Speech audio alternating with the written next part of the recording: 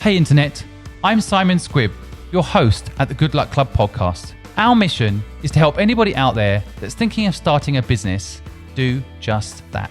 Equally, if you've started a business and are struggling, maybe you need a little bit of inspiration and knowledge. And we hope by interviewing some of the world's most successful entrepreneurs and change makers that you'll get the knowledge you need to become the person you want and turn your business into that dream company. I personally have started 17 companies from scratch and have invested in over 65 startups. I left school at 15 with near zero education and was able to retire at 40. When I sat down and analysed how I did it, I discovered a secret. It was all luck. So in each episode, I'm here to tell you, in my opinion, no matter what you're building, shipping or thinking, without luck, it ain't gonna work. Each week, I will discuss with my guests this theory and test it and see if luck is a skill as I feel it is, and if it's possible to pass it on to the next generation of entrepreneurs. I hope you enjoy our episode this week.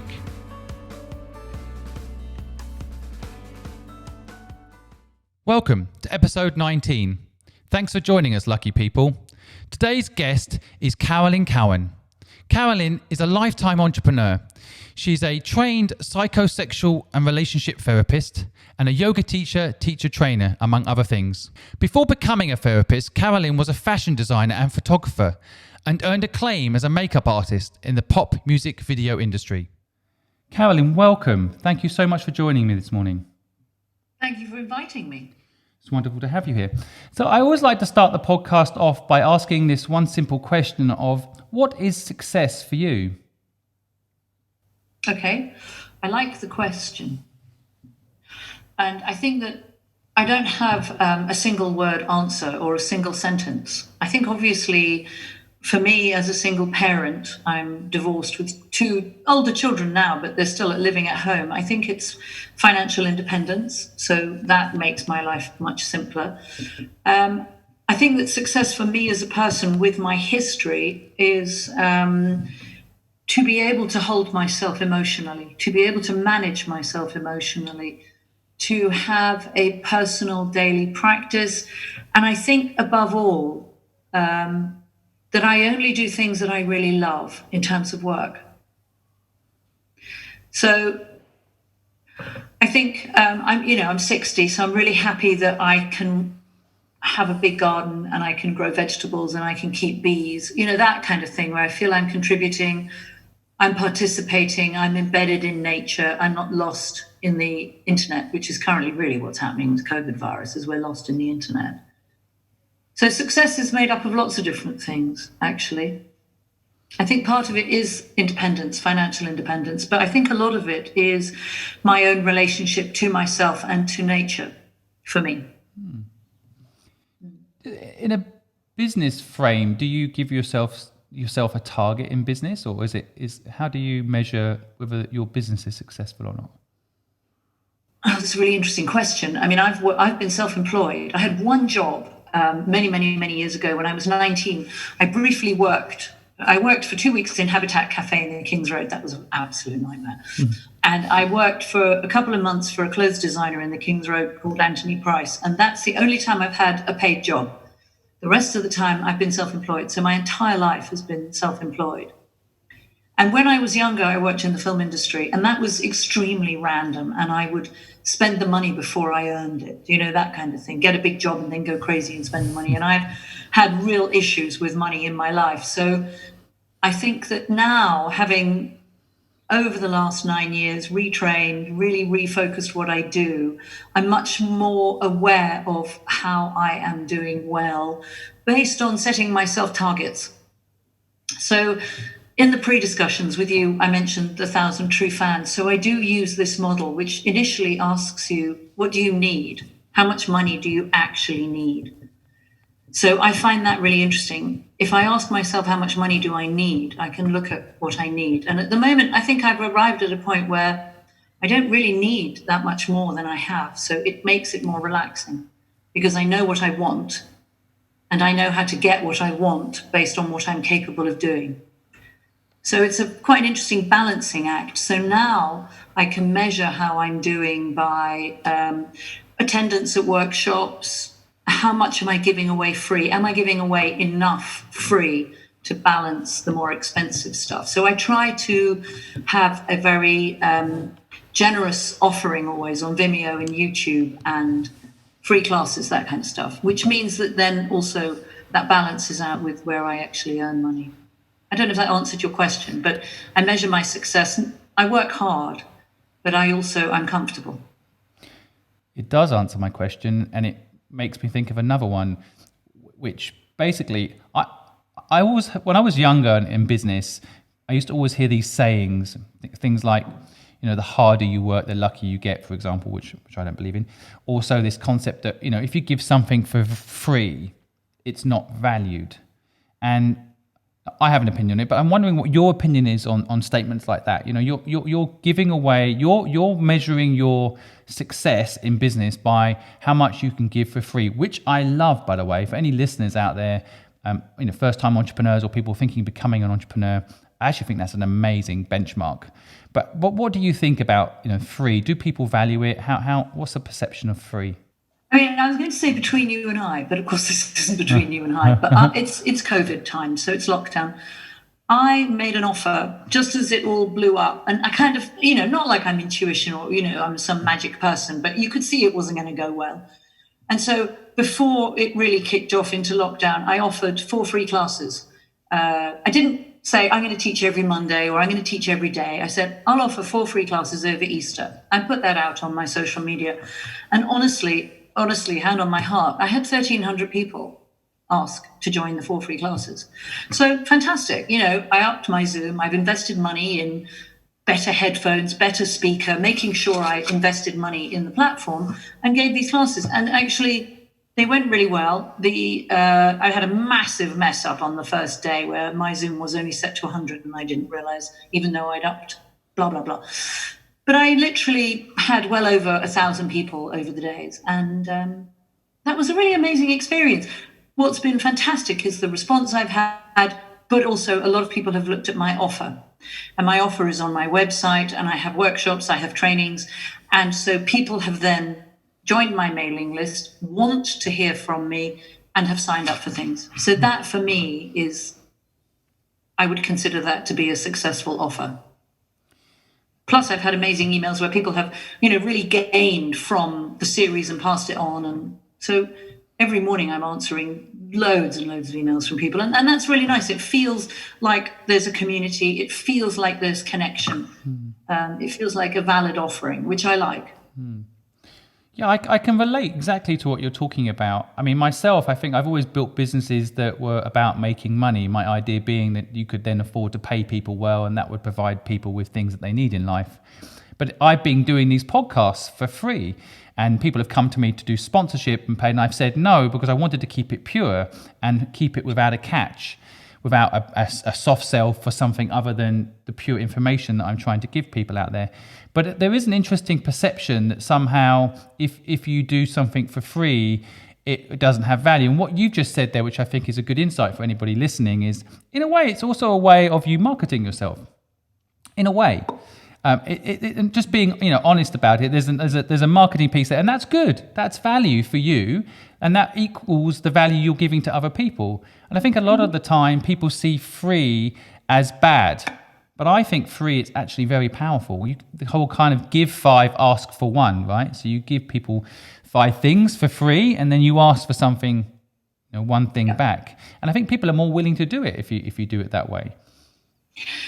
Yes.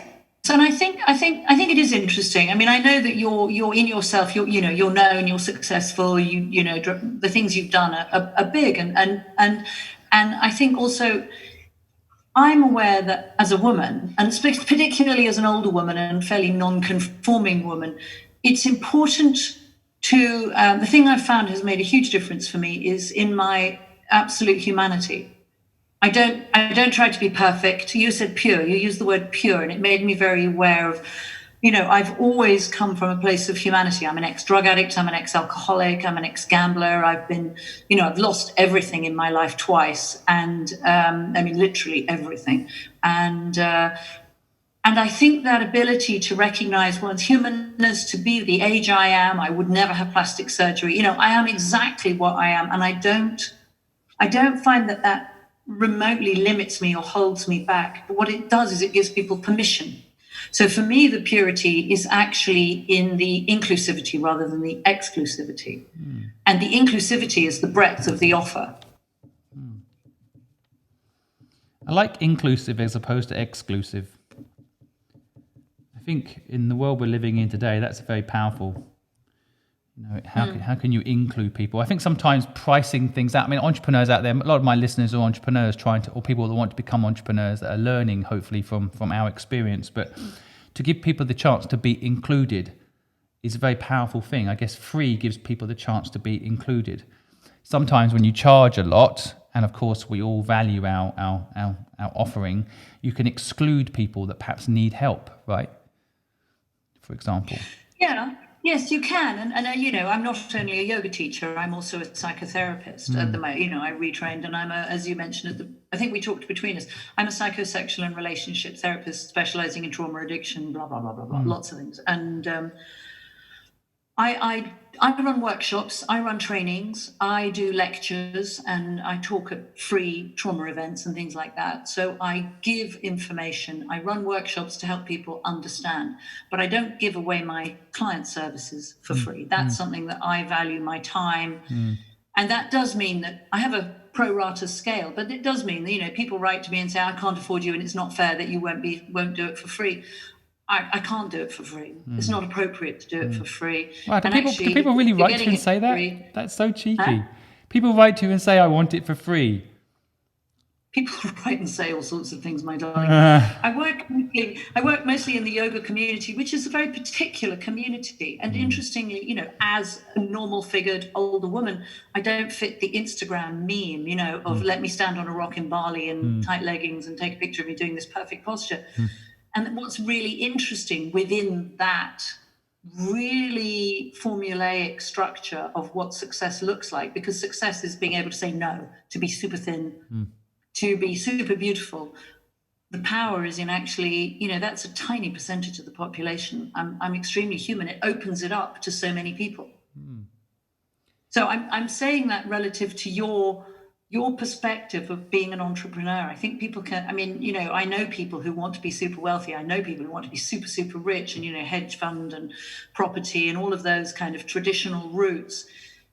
And it is interesting in the yoga world because there's quite a judgment against being successful. I think people get jealous. I don't really understand. Somehow we are expected to give it away for free, but actually also in the weird purity and perfection of how people think they're supposed to look, amount of exclusivity, which means there are hundreds of thousands of people who are excluded. And so actually you can turn around to all of those people and they're the most enormous audience, all of whom want to be included. And that's the space I work in. Well, thank you for being in that space, because I think I'm one of those people too. And I always fear yoga. I want to do it, but I'm always scared that I'm not going to be perfect at it. And every class looks beyond a beginner. So there's always that feeling that you're excluded, which. Yes, and I think that's one of the failings that yoga has, is it's become, especially because of social media, it's become so exclusive, and it shouldn't be. I think that's what's nice about doing something like that now, because you can do it at home and nobody can see your belly and nobody can see what your leggings look like. And does my bum look big in this? Who cares? It's actually very liberating. It's interesting because I can relate to your story on so many levels. I don't drink alcohol at all because I'm scared I would be addicted if I did, because I've got an addictive personality. I also, on the other end of the scale, there's an element in business for me where I feel like everyone can be an entrepreneur, but it's become this exclusive, special thing that only, super techie or super outgoing people can be entrepreneurs. And of course, that's not true. There's 8 different profiles of humans, and there's actually 8 different profiles of entrepreneurs. It's just, where do you fit within the equation? So it's a bit like you're saying with the leggings at home, you can do yoga now. There's an opportunity for people to dive in. I feel the same way about business. I was just looking at the unemployment numbers coming out of the US, 6 million people unemployed. When I see that number, I think that's 6 million people that could start a business, but unfortunately everyone thinks it has to be a brilliant idea, or it has to be Facebook, or it has to be Zoom. They can't, it's unplugging from that fake world of this kind of super, like your point about yoga, people are beautiful and perfect. And, so people look at the startup world the same way. Look at Mark Zuckerberg, he's a billionaire and he's clever and he's techie and therefore he's able to do it. That's not true. A lot of people can just start a business. You've been an entrepreneur your whole life. Mm-hmm. So, do you ever feel that you would like to have been employed? Do you ever wonder what that would be like now? No, I'm a nightmare. I mean, you never want me on a course because I'm an evil cow on a course. I'm not a peer. I mean, you mentioned personality types, and I don't know if you're talking about Myers-Briggs or if you're talking about Diamond Mind. There's different ways of looking at personality types. Enneagrams is another one.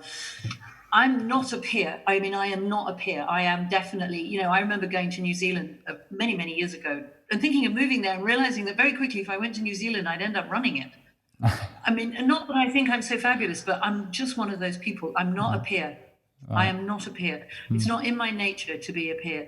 And it's very interesting to be a teacher as well. And I have, workshops and things that happen with people. I am not a peer. I'm definitely a leader, and that's my nature. And I think it's interesting to work out, when you think about setting yourself up as an entrepreneur, you've got to work out your skills. And I do all my own finances. I don't do my accounts, but, I do all my own numbers on workshops. I do all my own texts for writing. I do all my own pictures for artwork. But I know the edges. I cannot create or design artwork. I cannot run a website. I cannot do certain things. And so I employ the people to do what I can't do. And I know what I'm good at. So I think that's a really interesting thing, is to begin, first of all, bit by bit. I don't believe you get it right first off, but it's to get a real sense of your skills. Are you a people person? I'm good with people. I'm good with intimacy. I'm good with creating. I'm charismatic and I'm funny and I'm anarchic. And I'm really good at creating connection between people, so I can hold a group of people and they'll connect amazingly. And I have no need to be their friend. So I don't come into it wanting to be one of them. I come into it going, you are all going to make an amazing group and I'm going to be here for you. So that's my skill. Have you always been that way? When did you realize your skills? Because a lot of the time people are told to work on the things that they're not good at, right? So, if you see staff reviews type situations, It's like, you're really good at this, but you need to improve in this, this, and this. And often they might not be the areas you're particularly skilled at or good at, right? So, but how did you discover this about yourself? Before I got sober, I crashed in 1991. So I went into recovery from drugs and alcohol in 1991, and I was working in the film industry, and I had arrived at a point where I was really seriously struggling with what I was doing. I was good at what I was doing, but I was hating Photoshop as it came in. Photoshop is a software that people say, don't worry about it, we'll do it on Photoshop. And it was just dismantling my skills. And I really hated it. And also, I was doing jobs that I wasn't enjoying. I really, really hated what I was doing. And I got sober. I was working in Ireland on a shoot, and I was I was having Coke in the toilet at 3:00 in the morning before I went to make up this rock star.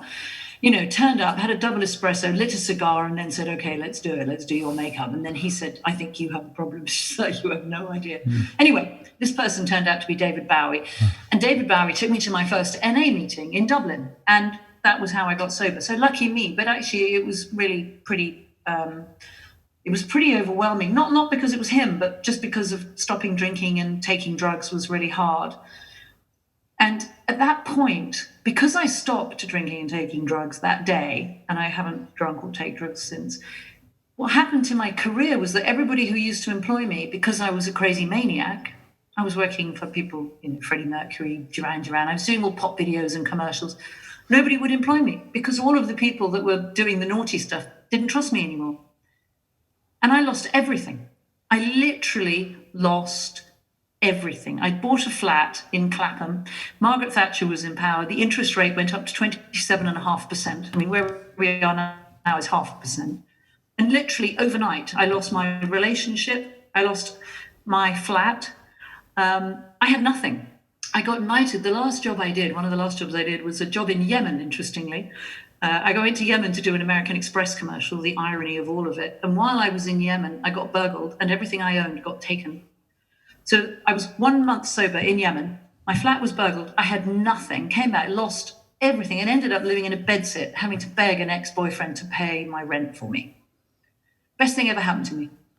I literally had nothing.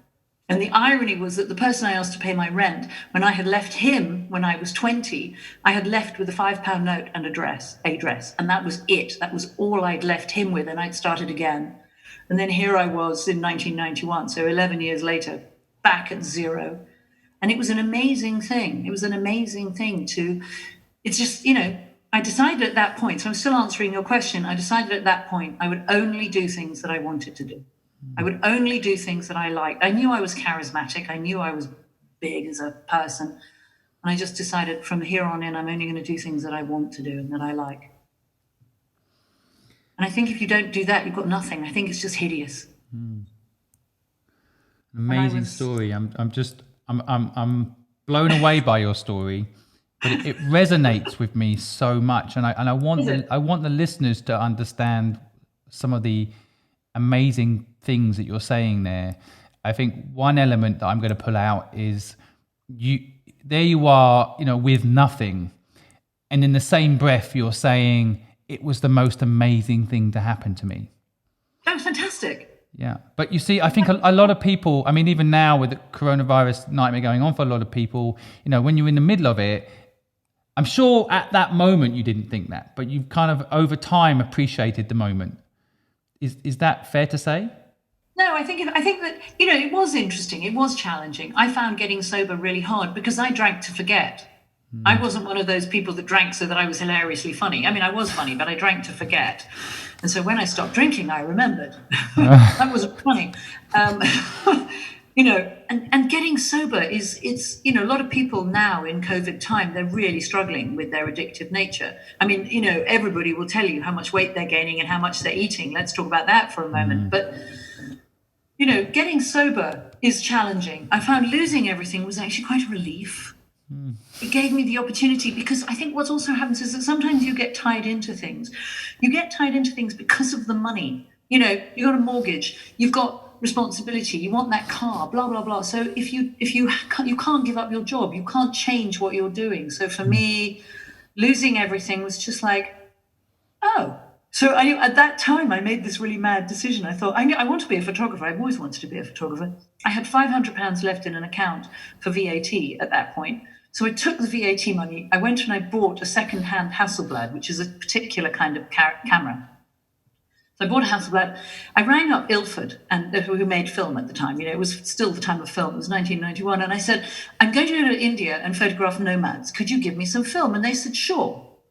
Fantastic. Okay. I mean, they didn't know me from Adam, but they gave me loads of film. It all arrived in a big bag. And I went to India to photograph nomads, and I literally got to Bombay airport and I thought, major flaw in this plan, I have no idea where the nomads are. I had the most amazing time. I spent 4 or 5 months that trip, and I ended up photographing nomads in Gujarat, which was at the time the most extraordinary state in India. And I did these amazing portraits of nomads. Really, they were. I mean, I was a good photographer, luckily, and I did these really good pictures. And then The Independent did a feature with me with 27 of my pictures, and I became a photographer. And and then I have changed in several incarnations since then. And then I became a clothes designer, because being a photographer I didn't enjoy very much. So, and now here I am, a yoga teacher and a therapist. So I think when you lose everything, it allows things to open up. I think that's so true. Do you look at things in a kind of good luck, bad luck context at any stage? I think somebody told me a very long time ago that I was a rat, in that Chinese horoscope. Yep, of course. So, and actually, interestingly, here I am at 60. So this year is the metal rat. So Yes. I've done a full loop, but Yep. I'm back in being a metal rat. And they said it as if being a rat was a pejorative thing, like a negative thing. And I thought, no, actually, I'm an extremely opportunistic gypsy. And I will always see opportunity. That thing of if life gives you lemons, make lemonade. Yeah. I will see, I'm very good at seeing opportunity. And somehow, I was talking with my daughter yesterday. We were watering the garden and we were looking at the vegetables and we were talking about this series I just ran. And I said, do you know what the zeitgeist is? And she said, I think I know what the zeitgeist is. The zeitgeist is the ability to pick up what the universe needs, to see in advance what the universe needs. And some of us who want to be entrepreneurs need to learn to tune into what the universe needs. Does that make sense? Total sense. To see opportunity. And for me, it's as if you can see the universe ahead of you in perspective, and you can see little threads coming down, and you can choose, and you can go, actually, I think that if I do that, that is going to work. I'm going to go that way. That's what the universe needs. So, I've focused over the years on things like shame or addiction, and it's been what the universe has needed because they're my skills. And I think that in our humanity, I think we want to be perfect and we want to look really good and all that stuff. But actually, in our humanity, we hold a huge amount of gold. So I'm an ex-drug addict. My history is traumatic. I'm an ex-gambler. I am, I've had interesting experiences with children. All of that stuff is what I do as a therapist. So all of that stuff is what I do as a teacher. I use my own experience to create moving forward. I don't shy away from my negative experiences. For me, they're the grist, the fodder. It's fascinating listening to you because very charming.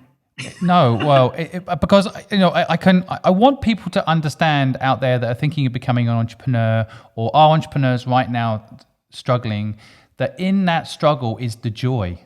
Yeah.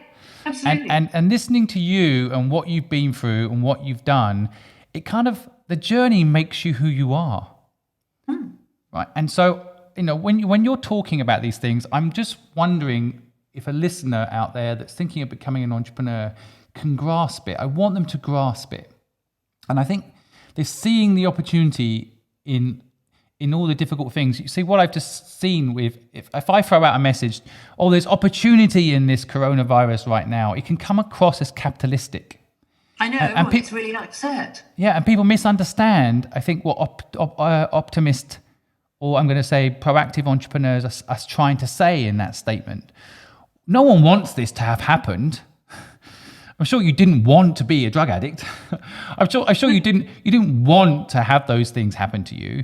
But in the let's say the difficulty or the challenge that was set in front of you is opportunity. Yes, I think I think part of the work is to transform poison into nectar. It's an alchemical process where you don't reject yourself. I think that going back to the purity and the perfection, which is where you began, I think that we have a tendency to think we should be something else. I mean, I wish I was thinner, but that's not going to happen. But I also can wish I wasn't a drug addict, or I can go, well, actually, I know an enormous amount about addiction. I remember going and doing a training in addiction, and it's just like, you have no fucking idea. You do not know what you're talking about. I know exactly what I'm talking about. I said to the teacher at the time, I said, were you a drug addict? And she said, no. Well, then what the fuck are you doing teaching me? I mean, excuse me. Yeah, I have that problem. I have that problem with life coaches. A little bit. Yes. A little bit. Like, someone said to me when I retired, you should speak to a life coach about what to do next. I'm like, and then I met this. And age wasn't the issue, because I believe in old souls. It was nothing to do with their age. It was just that they hadn't actually taken any risks or done anything that I think can teach you about life. And so when life coaches haven't taken any risk, I find it very hard to take advice. No, it's true. And I think also that, part of your portfolio, or part of my portfolio, is that, I've run businesses. I've skirted with bankruptcy for 10 years. I was literally avoiding bankruptcy one day at a time. I've lost everything. I've had businesses collapse. I've gone into monumental amounts of debt. I mean, for me, monumental. I mean, probably in the big scheme of what Trump can do, it's nothing, but personal debt. I mean, I've learned. I have a list of things I will never do again. But I also have a huge amount of stuff that is just like somebody might say, you should do this. Well, thanks a lot. Thanks a lot for letting me know what you think I should do. But do I want to do that? I'll consider it. No, I don't want to do that. Yeah, advice is interesting, isn't it? That's part of why I'm doing this podcast, because I have my opinions about things and I tell people these opinions, and then what I want to caveat that with is you've got to listen to other people's views but have your own. Mainly you've got to have your own view, right? That goes back to your point earlier, I think, which about knowing yourself, what you're good at and what your strengths are, what you enjoy. So many people don't ask themselves what they actually enjoy, don't you think? Yeah, and am I enjoying it? Right. They're just going through the motions of doing it. And, the whole very English thing, I think, where you say, how are you doing? It's kind of the opening statement. Like, yeah, I'm doing fine. The underlining, I hate my job, I hate my life, and I'm doing nothing about it tone. Well, you know what fine is? It's a euphemism for fucked up, insecure, neurotic, and emotional. Everything that says fine to me is just like, okay. I've not heard that before, but it makes a lot of sense. Yeah. Okay, you should make that into a T-shirt and sell it online. Yeah. I think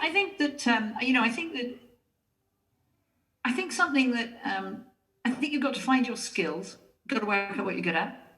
And I think you've got to work out where your gold lies. I think that's a really interesting thing is, if your background is in, let's imagine, I don't know, depression or cancer or, a version of madness, there's so much you can offer when you come to terms with it and you don't reject it. I remember buying property in the 90s, and I was buying property at 27.5% return, which if you're an entrepreneur, you probably know what that means. And I fucked it up completely, and I got into so much debt. And I had, at one point, I had £800,000 worth of personal mortgages, which was actually really stressful with 2 children.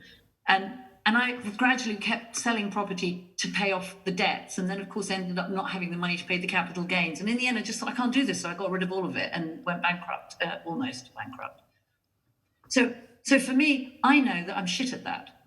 I know that's not how I want to run my life. I don't want to be looking at bills. I don't like bills. I don't want to look at bills. I don't want to be running around worrying about somebody else's boiler. I don't care. I'm a great communicator. I'm a great lead. I am a leader. But I also don't want to be supremely famous out there in public because I don't want to be taken down. So I come back round to the 1,000 true fans and find a way of a niche market that suits my financial needs. Yeah, your story, do you know what? I've just again realized why I like hearing your story so much. It's because I think our lives might have been somehow paralleled. Because my parents lost everything in the 1990 interest rate spike. Similar thing, bought lots of property. It's fascinating what you're saying. You know what? I want to highlight to anyone that's listening right now. First of all, I normally keep this podcast to 25 minutes, but I can't stop talking to you. So we're just going to keep going until you want to stop. But I think there's an element here that's, again, very important. I'm talking to a lot of young people that are looking to start businesses. And they have an urge to start a business. And the idea they pitch to me most often is buy property. And I don't know if they've been sold online courses or what it is, but it just, how to make money, buy property. Make $1 million in 3 years. Make $1 million, yeah. Mortgage, buy, lend, interest rates are low. And, I don't know why history repeats itself. I don't know why people don't listen to the wise words of my parents, the wise words of what you're talking about. Follow what you love doing, I think is what I take away from what you're saying. But I think a lot of people might just hear the story that you had lots of property in the 90s and sold it. And I think people might be accidentally engaging the wrong part of their brain when they hear that. And they might be hearing, wow, if you kept on to that property, you'd be a billionaire today. Yeah, no, exactly. And what they're missing, and I think the point I want to make sure they don't miss, is that you're happy with your life because you're doing what you love every day. And if you had 100 properties today, then you'd be making sure their boilers work in those houses and managing a bunch of bills every day, whether it's the agents that are managing those properties or you indirectly, and you wouldn't be doing what you love every day.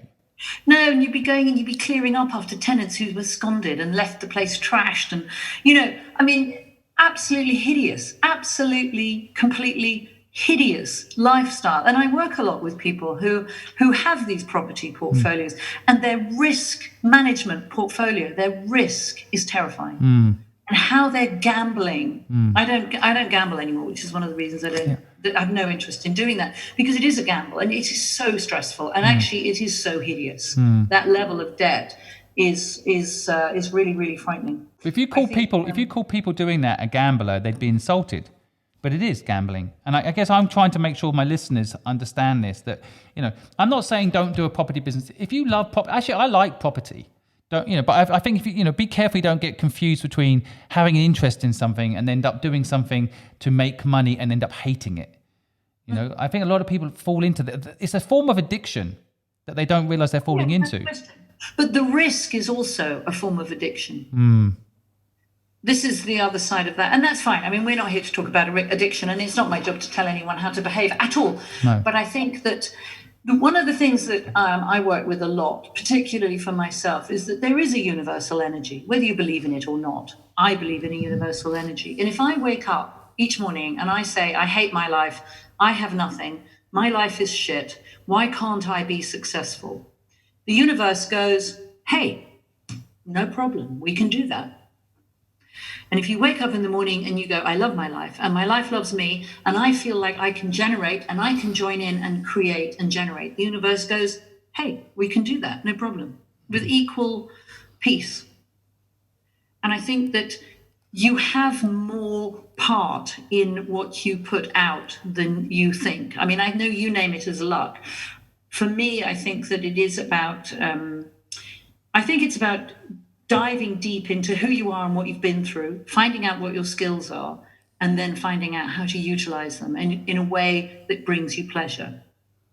Because otherwise you're on a rat race, otherwise you're on a treadmill, otherwise you're just going to explode in stress like a machine or a robot that blows up. And that's not funny. I think it's got to be able to be at times hilariously funny, incredibly iconic, or moments that are just absolutely amazing and thrilling. And at the same time, there's nothing wrong with a learning curve. But I think if you don't enjoy what you're doing, then I think your life is just really hard. Then why is it 90% of people will say they don't enjoy what they do every day? Because I think all they do is they chase the money. I always blame Margaret Thatcher. I think that she started this thing of chasing money. She really, really started this thing of credit and being able to have more than you did, and, credit cards. And suddenly money became more important than anything else. And, going back to your first question about success, I think, being able to bear yourself and be with yourself and enjoy yourself. We get distracted by this idea that we should be something else, and that something else is wealthy.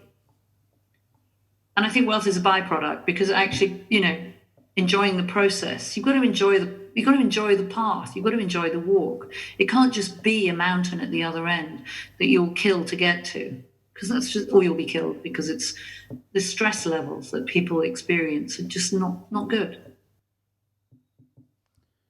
I couldn't agree more. I mean, my version of that is, I always say to people, money will only make you happy if you're already happy. Yeah, because otherwise you've got this problem of managing it. Right. Well, that's it. Keeping it. Yeah. Well, then you don't. Yeah, that's so true. And it's not.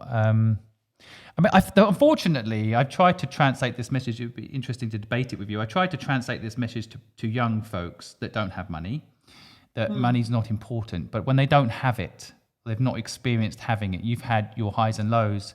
I've had my highs and lows. And, the whole... But you kind of need those things maybe to realize. Like, my ambition when I was 20 was to own a nice car. And then when I actually owned that nice car, I found over time it owned me. First week was nice. Second week, I'm like, oh no, it's got a scratch. What should I do? Second week, it needed its tyres changed. And then I needed to fill it up with petrol. And next thing you know, I'm looking after this thing. I know, I had a really, really fantastic sort of proper shiny fuck off Land Rover. I spent my whole life expecting someone to steal it. It was so stressful. I know. So, but I feel like you need to own that Land Rover, have that experience to realise it. Yeah. Is there an easier way to help people understand this than just, like, I'm going to call it wise older people telling younger people, oh, this is the way you should live? Is there a better way, if listeners are out there thinking about possessions, how to remove that from the equation? I don't know. I mean, I think it's interesting, isn't it? I think you go through a series of things. You think you want to be this, you think you want to do that. And I think that it's part of the process. But I think perhaps in listening to you and I, perhaps it makes it easier to bear the losses. Perhaps it makes it easier to face the failures that inevitably have to come because they're the things that give you the list of things you will never do again. Plus, They give you the engine. they're the most exciting things story-wise, aren't they? The And failures. hilarious stories, yeah. Yeah. So yeah, I would love to figure out a formula. Maybe we could talk about this offline outside the podcast another time. How to help people out there understand how unimportant money is, and not just from a perspective of we're comfortable, so we can say that but more like you can be happy without money, and this is how. Some steps, some practical ways of thinking about it, because people are obsessed with money. And I don't know if I blame Margaret Thatcher. I might blame capitalism. But she was the sort of beginner of it, wasn't she? That's why I blame her, because I remember that whole It's thing. interesting. It's interesting you mentioned credit cards. I was just looking at the history of credit cards, and I think it was one of the big banks in America that started the credit card system, which basically started the whole process of allowing people to get things that they couldn't afford. And I just watched a National Geographic episode around the oldest man in the world. He's 109. And one of the things he said that really stuck with me was that everything he's ever bought, he's bought with the money he had in his pocket. Yes, and it's very interesting that you say that, because I remember I was a clothes designer for a while, and this was I had to close my shop in 10 years ago. So when was that? 2010. I closed my shop. I was manufacturing in India, and I got really shafted by the manufacturing system there. And then I moved my tailoring, and then I was one of those people that jumped on that made in England. So I had tailors in England. I was making fabric here and all of that. And so, and then eventually I had to shut it all down, which was a great relief, actually, again, because I thought it was what I wanted to do. And it was just, it was so stressful. But at that point, I was in so much debt. And I remember speaking to a business manager. A friend of mine put me in touch with his business manager. And he taught me how never to do anything without using my own money. No, don't use debt. Do not live on capital. Do not live on capital. Do not live on credit, but work with what's coming in. So start small, work with what's coming in, and build with what's coming in. So if you've got to go into debt, and if you've got to borrow, and even if you've got to get somebody else, I personally would never let anyone else invest in what I'm doing, because then I've got to give them half the money. I don't want to do that. I own what I do. I remember making DVDs in the 2000s and 14s. I started making DVDs, and I went to different companies and said, look, I want to make DVDs as a yoga teacher. And they all said, yes, but you can't do this and you can't do that. And I just said, fuck it, I'll do my own. So I did. And I made DVDs that I put on Amazon, on Fulfillment by Amazon, Amazon Prime. I still sell DVDs that I made in 2015. And I own all of it. Because I didn't use anyone else's money. At that point, I used debt. But now what I do is I don't have any debt. I don't even have a credit card because it's too stressful. I do what I do based on the money I have. If I don't have the money, don't do it.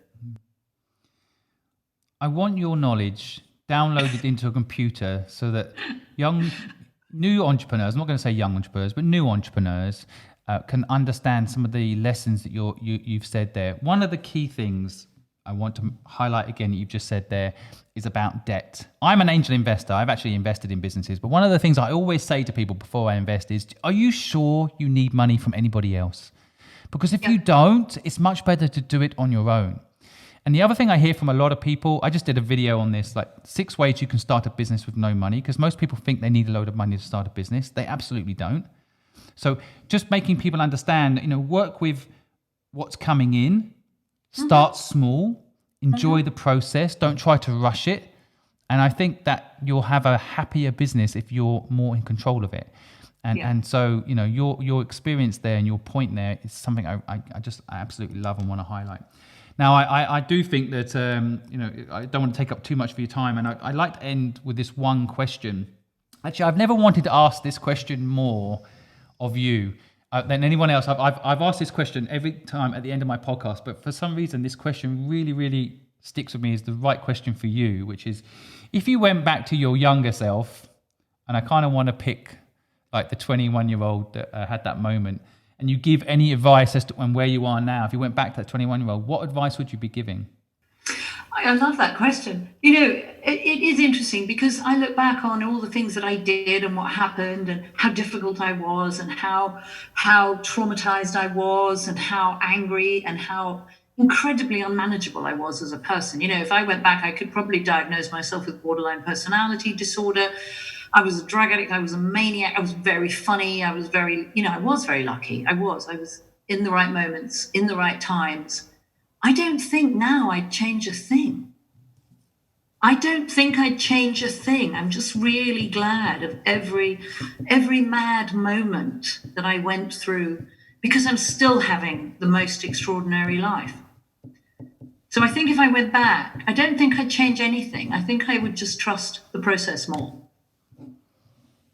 But then I think if I trusted the process more, I probably wouldn't have done what I did.